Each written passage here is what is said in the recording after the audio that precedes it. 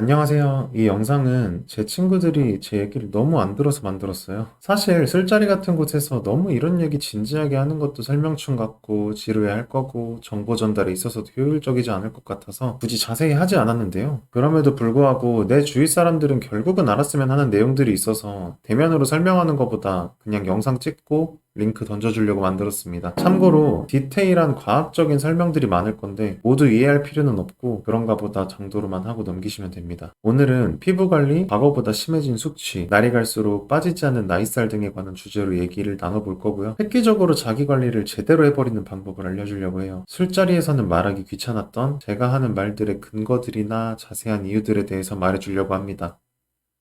혹시 이 영상을 보시는 여러분, 로션은 발라요? 숙취 해소제는 먹어요? 헬스 해야겠다고 느껴요? 그런 쪽에 관심이 있으면 제 말을 좀 듣는 게 좋을 거예요. 우선 이 모든 것들은 단 하나를 고치면 해결됩니다. 네, 맞아요.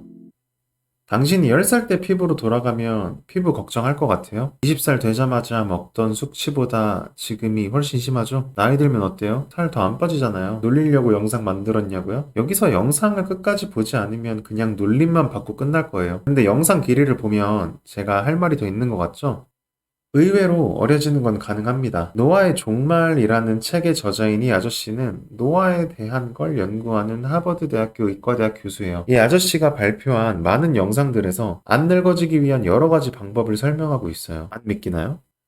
이 아저씨는 미래학자인데 The Singularity is Near 이라는 책을 쓴 아저씨입니다. 미래에 대한 147개의 미래를 예측했고 86% 이상의 적중률을 보인 것으로 유명합니다. 이 아저씨는 2045년쯤에서는 기대 수명의 증가 속도가 우리가 늙는 속도보다 빨라질 거라고 얘기하는 중입니다. 그때까지 버티시려고 하루 100알 이상의 영양제를 복용 중이라고 하고요. 그 외에도 여러 가지 주옥 같은 미래 예측을 남기신 분이니까 한번 봐도 재밌을 수도 있습니다. 브라이언 존슨이라는 아저씨는 1조 원을 가지고 있는 40대이며 20대의 신체 상태를 가지고 있습니다. 건강만을 위해서 1년에 25억씩 태우고 있으며 매달 노화의 상태를 체크합니다. 운동과 식단 또한 정확하게 지키고 있으며 이 과정과 결과들을 모두 온라인에 공개하고 있습니다. 여러분도 가서 찾아볼 수 있고요. 실제로 많은 사람들이 여러 항노화 작용들을 실행하며 경험 중이고 당연하게도 이를 통한 많은 신체적 이점이 있습니다. 저 같은 경우에는 뇌가 맑아졌고 안구 건조증이 나아졌으며 잠에서 더 개운하게 깨고 특히 숙취가 많이 줄어들었습니다. 빈뇨가 해결됐다거나 피부가 좋아졌다거나 혈압이 떨어졌다거나 하는 임상들도 있습니다. 효과들이 너무 많아서 일일이 소개하기가 쉽지 않을 정도인데요. 사실 나이가 들면서 몸 여기저기가 망가지는 거니까 어찌 보면 당연합니다. 근데 늙는다는 게 애초에 뭘까요? 늙는다의 정의가 있어야 고치던 말던 하죠. 애초에 늙는 이유가 뭔지, 늙는다는 현상 자체를 우리가 어떻게 판단할 수 있는지에 대한 고민을 해본 적 있으신가요? 실제 나이 30살, 신체 나이 50살 이런 얘기 들어본 적 있으실 것 같은데요. 우리는 이 신체 나이를 어떻게 측정할 수 있을까요? 더 나아가서 신체 나이를 늘 어리게 유지할 수 있다면 우리는 늙지 않거나 심지어는 신체 나이를 더 어리게 되돌릴 수 있게 됩니다. 그럼 늙는다는 게 무엇인지부터 알아봅시다. 참고로 설명 듣기 싫고 결론만 듣고 싶으면 앞으로 찍는 동영상들에 마지막 정리하는 타임라인을 남겨놓을 테니까 거기 눌러서 결론만 보세요. 이제 디테일한 설명을 시작하겠습니다.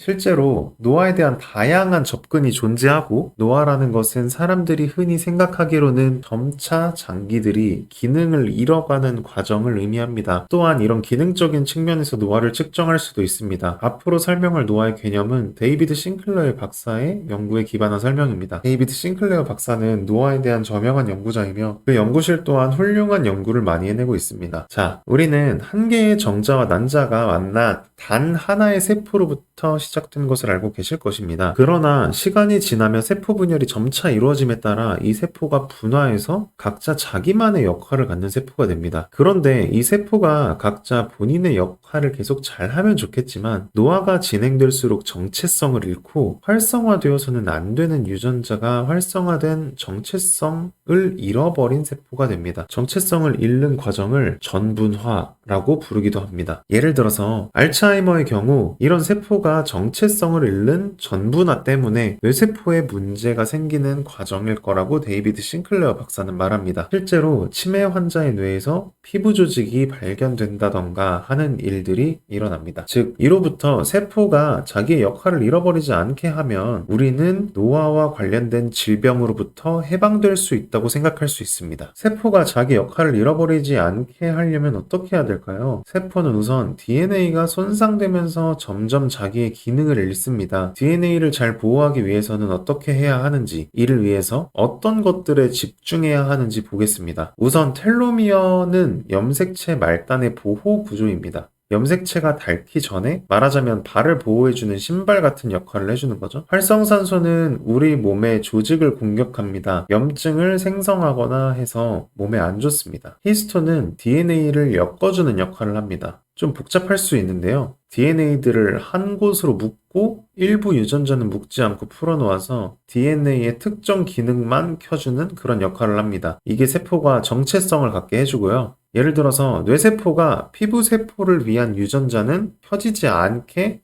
작동하는 거죠. 시간이 지남에 따라서 DNA가 감기는 게 풀리기 시작하고 켜져서는 안 되는 유전자들이 켜지기 시작합니다. 이전 슬라이드에서 말한 전분화가 일어나는 겁니다. 이러한 유전자 보호와 밀접한 관련을 가지는 녀석들에게 긍정적인 영향을 미치는 행동들 혹은 유전자 경로들을 촉진할수록 우리의 몸은 덜 늙고 나아가서는 어려질 수도 있습니다.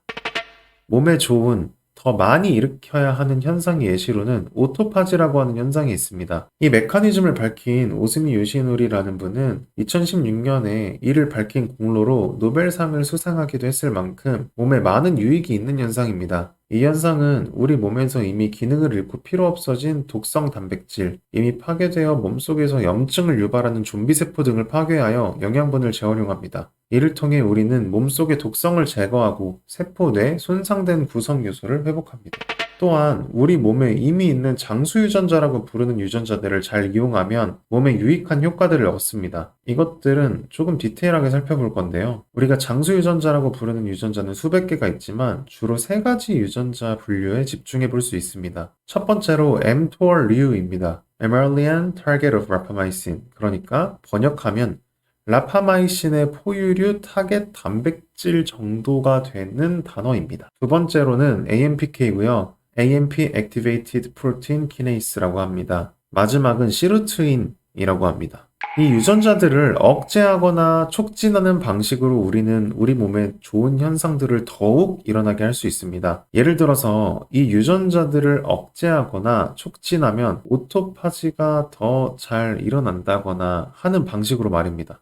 자, 지금 너무 많은 것들을 설명하고 있는데요. 저 세 가지 유전자들을 몸에 좋은 방향으로 잘 조절하는 방법에 대해서는 다음 영상으로 제작할 예정입니다. 그렇지만 자세한 기전이 궁금하다면 이제부터 각 유전자들의 역할을 조금만 더 설명해 보도록 하겠습니다. mTOR은 아미노산을 감지하고 단백질 합성 속도를 증가시킵니다. 그러니까 스테이크 같은 것들을 먹으면은 mTOR이 활성화되면서 mTOR은 근육을 만들고 에너지를 소모하게 합니다. 또 리보솜 생합성 촉진 등의 역할도 합니다. 그렇기 때문에 더 활성화될수록 우리 몸에 좋다고 생각할 수 있는데요. 사실 실험에 따르면 그렇지는 않습니다. mTOR을 표적으로 동작하는 면역 체계를 억제하는 데 사용되는 라파마이신을 낮은 용량으로 쥐에게 주면 그 쥐들의 수명이 최대 60% 늘어났다는 실험 결과가 있습니다. 인간으로 치면 80세까지 살 수 있는 사람이 128세까지 살게 되는 결과입니다. 단순히 쥐뿐만이 아니라 개, 효모, 파리 등의 벌레들에게서도 똑같이 더 오래 살게 되는 결과가 나왔습니다. 왜 그럴까요?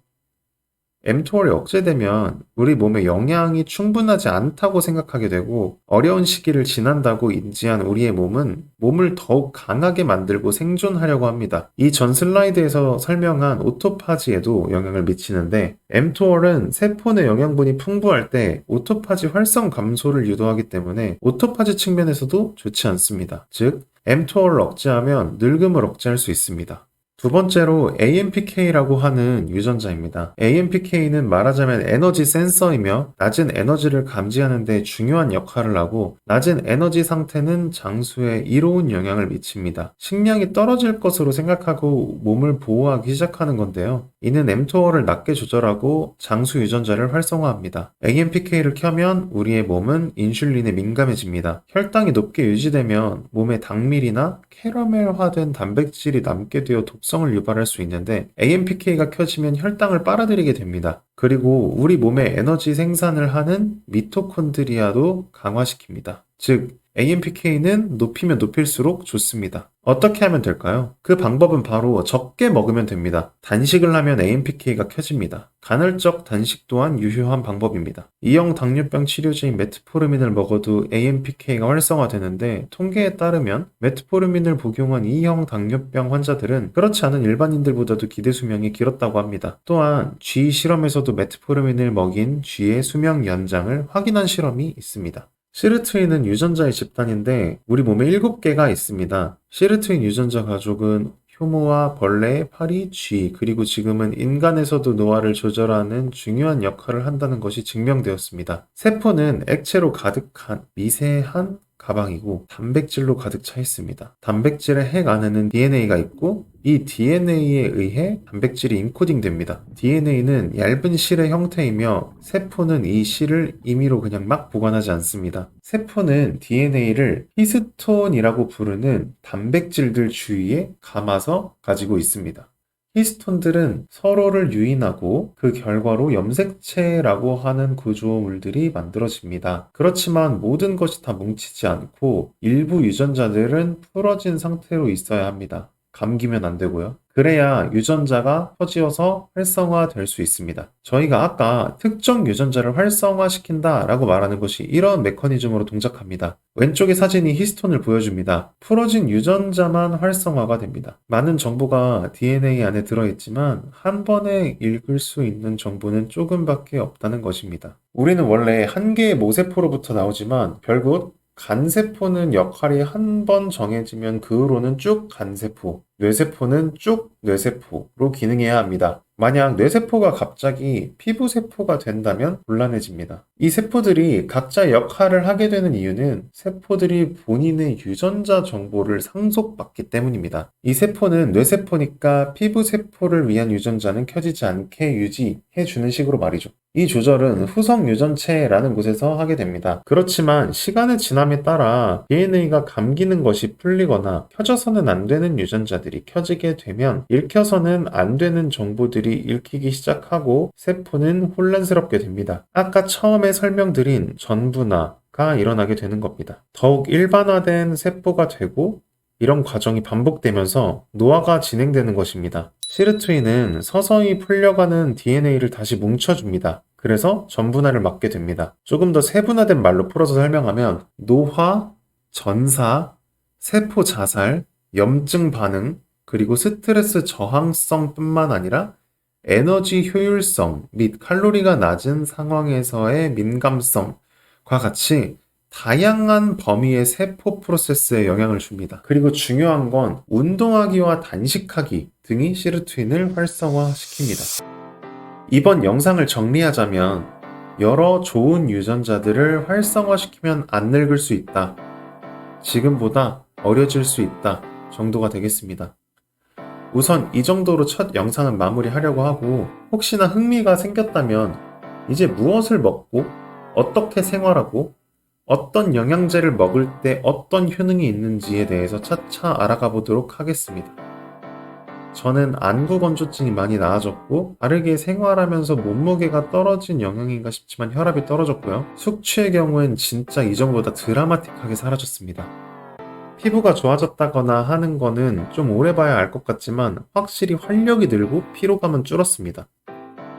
그럼 혹시 마음에 들었다면 다음 영상도 쭉 시간 날 때 이어서 시청 부탁드리고요. 혹시 동영상을 좋아요 할 필요는 없는데 채널 찾아오시기 편하게 구독은 눌러주시면 좋을 것 같아요.